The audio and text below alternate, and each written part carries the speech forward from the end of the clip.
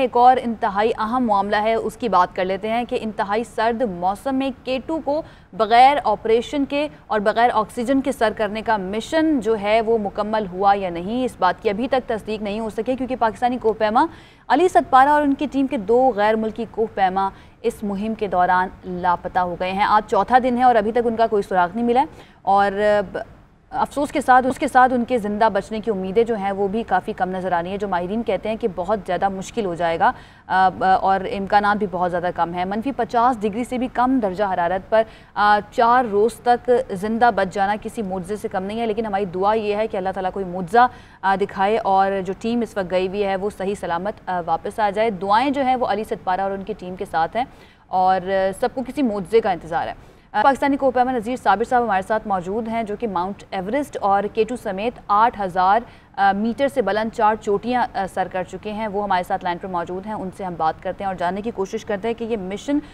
کتنا پرخطر رہا اور اس قاتل چوٹی پر اب اس ٹیم کے زندہ بچ جانے کی کتنی امید رکھی جا سکتی ہے۔ نذیر صاحب بہت شکریہ ہمیں جوائن کرنے کے لیے۔ سب سے پہلے تو یہ بتائیے گا کہ 4 روز سے زیادہ ہو چکے ہیں، عوام اسد پارہ اور جو ٹیم گئی ہوئی ہے ان کی فیملیز کیا امید رکھے وہاں سے؟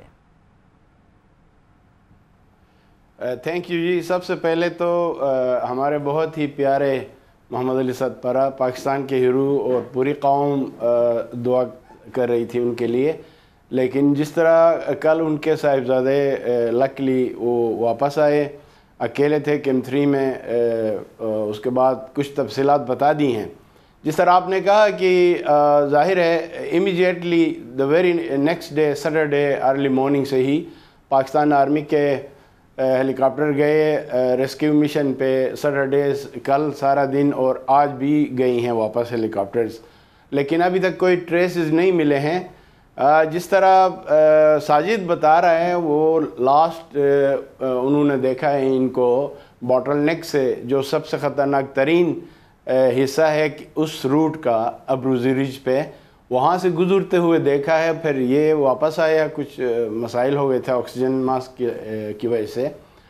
ادھر سے اوپر کافی سٹیپ ہے اور کافی لوگ باتیں کر رہے ہیں، ایزمپشنز ہیں کہ وہ سمٹ پہ پہنچے تھے، لیکن جان سنوری نے وائف کو کہا تھا کہ سب سے پہلے وہ وائف کے ساتھ رابطہ کرے گا سمٹ سے، چونکہ ان کے پاس آپ کو پتہ ہے سیٹلائٹ فون تھا لیکن کوئی کمیونیکیشن نہیں ہوئی ہے، جس سے ہم کچھ کہہ نہیں سکتے کہ کیا ہوا ہے، کہاں واقع ہوا ہے۔ موسٹ پروبیبلی بہت سارے لوگوں کا یہ خیال ہے کہ شاید باٹل نیک کے آس پاس ہی حادثہ ہوا ہے سمٹ سے نیچے۔ اچھا نذیر صاحب، کہا جا رہا تھا کہ موسم جو ہے وہ اب بہتر ہو گیا ہے، اس لیے انہوں نے دوبارہ سے اپنا جو سفر تھا وہ شروع کیا تھا چوٹی کی طرف، لیکن کیا سچویشن ہوتی ہے راستے میں جاتے ہوئے اچانک سے موسم خراب ہو جائے تو اس وقت کیا ٹریننگ ہوتی ہے، کیا کرنا چاہیے، یا پھر کوئی ایسے مقام بھی ہوتے ہیں جہاں پر کچھ بھی نہیں کیا جا سکتا ہے؟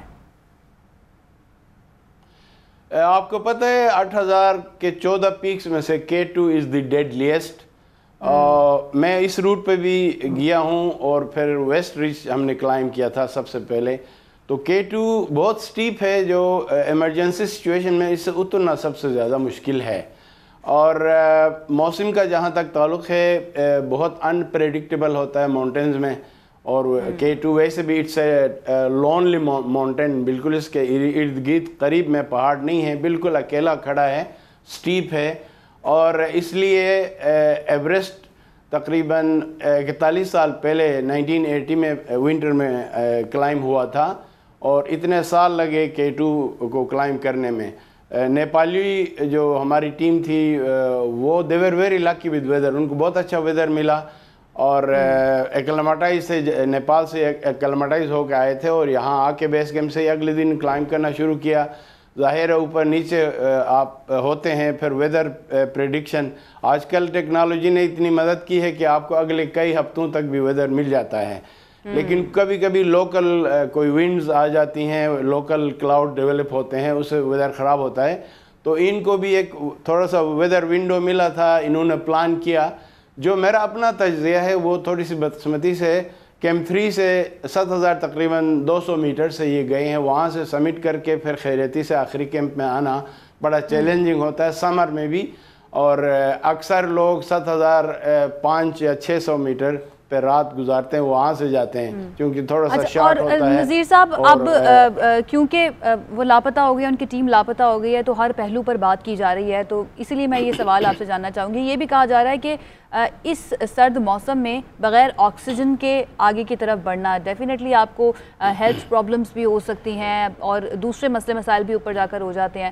تو اس پر آپ کیا کہیں گے؟ اس سے جو دیگر کوہ پیما ہیں جو جانے کی خواہش رکھتے ہیں ان کو کیا سبق ملتا ہے؟ کیا دانش مندانہ فیصلہ تھا یہ بغیر آکسیجن کے K2 کو سر کرنے کا، وہ بھی موسم سرما میں؟ یہ دیکھیں، یہ وہی ہے انسانی سپرٹ جو شروع سے ہی آج تک انسان اس طرح کے چیلنجز لیتا ہے. اس کو نیچر کے ساتھ پنگا کہیں، جتنے بے شک آپ سمر میں کریں یا ونٹر میں کریں. ونٹر میں تھوڑا مشکل ہو جاتا ہے. ڈیتھ زون کہلاتا ہے 6000 میٹر سے اوپر. یہ جو انسانی گوشت پوست کا بنا ہوا ہے، اس کے رہنے کی وہ جگہ نہیں ہے. قدرت نے وہ جگہ کچھ ایسے بنائے ہیں جہاں ہمارا گزارا نہیں ہے. تو بہرحال چیلنج آدمی کی ایک نیچر ہے، وہ اس قسم کے چیلنجز ایکسیپٹ کرتا ہے اور بہادری ہے. ظاہر ہے ونٹر میں انہوں نے چیلنج کیا. آکسیجن کے بغیر 2 نیپالیوں نے اسی سال 16 جنوری کو کلائم کیا ہے. 10 لوگوں میں سے 2 تھے آکسیجن کے بغیر. تو علی نے بہت پہلے سے پلان کیا تھا یہ آکسیجن کے بغیر جانے کا، اور ظاہر ہے انہوں نے بہت سوچ سمجھ کے کئی سالوں سے. جان سنوری نے پچھلے سال بھی K2 پہ تھا اور علی خود بھی K2 پہ ونٹر میں پچھلے سال بھی تھے یہ. تو وہاں سے پھر پلان کیا. یہ کوئی نئی چیز نہیں تھی ان کے لیے. They understood what they were aiming at. بہرحال انتہائی دکھ ہے تمام فیملیز. جان سنوری 6 لوگ نقصان ہو گئے اس دفعہ K2 پہ. ان سب کی فیملیز کے ساتھ ہماری ہمدردیاں ہیں. لیکن بالکل ایسے. اچھا نذیر صاحب یہ بتا دیجئے، اب 4 دن سے اوپر ہو گیا لیکن اب بھی ریسکیو آپریشن جو ہے وہ جاری ہے. کتنے دن تک ریسکیو آپریشن جو ہے وہ جاری رکھا جاتا ہے ایسی صورتحال میں؟ جہاں تک کل ساجد نے بھی، علی کے بیٹے نے بھی یہی کہا کہ ظاہر سروائیول کے چانسز، میرا اپنا پوائنٹ آف ویو یہ ہے کہ اگر آپ ایکٹیو نہیں ہیں، ایک جگہ پہ کہیں بیٹھے ہیں، تو چند گھنٹوں میں آپ بہت زیادہ ونڈ فیکٹر بھی تھا. ونڈ چل کی وجہ سے آپ یو فریز، بلڈ سرکولیشن بند ہو جاتا ہے and you are frozen forever. But anyway ان حالات میں بہت مشکل ہے سروائیول کا. باقی ڈیڈ باڈیز وغیرہ دیکھنے کے لیے وہ گئے ہیں. اگر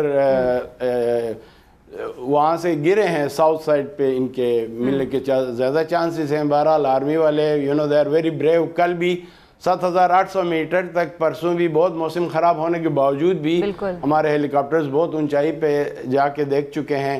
تو جو پاسبل ہے کر رہی ہے قوم اور ہماری آرمی. بالکل کوشش یہی کی جا رہی ہے، بھی داؤ پہ لگا رہے ہیں. بہت شکریہ. نذیر صابر صاحب ہمارے ساتھ موجود تھے. کوشش یہی ہے کہ جلد سے جلد اس ریسکیو آپریشن کو کمپلیٹ کیا جائے. آلدو چانسز سروائیول کے بہت کم ہے، لیکن پھر بھی ہم سب مل کے یہ دعا کرتے ہیں کہ کوئی معجزہ ہو جائے اور جو پوری ٹیم اس وقت 3 لوگوں کی وہاں گئی ہوئی ہے، جس میں علی ستپارہ صاحب بھی شامل ہیں، وہ صحیح سلامت واپس اپنے گھر اپنی فیملی میں آ جائیں.